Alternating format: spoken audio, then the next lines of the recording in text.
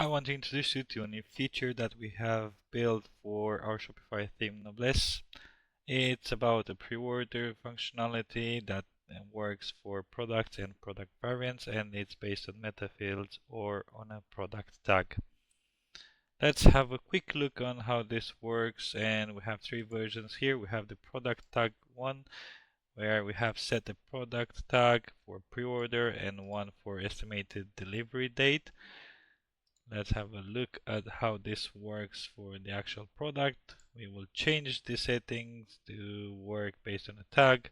We now see the pre-order button and an estimated delivery date.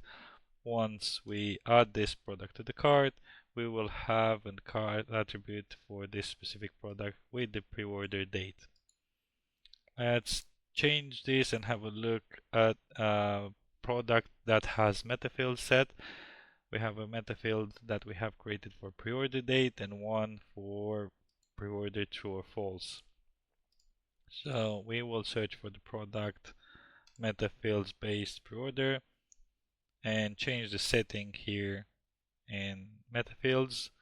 We have the similar functionality for pre-order as the tag one, and once you click add to cart or pre-order, you will add it to the cart with the pre-order date as in here. The final example is a product variant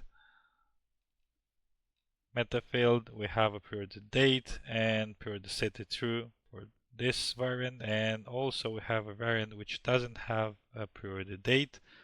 Functionality will be similar. Let's have a quick look on pre-order by variant meta fields.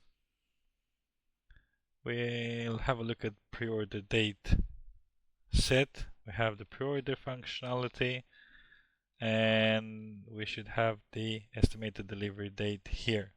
When you click add to the cart, similarly to the other products, we have the pre-order date set in the cart attributes. And let's have a look at the last one, which is the pre-order date without the date set. We just have an announcement that the date was not set.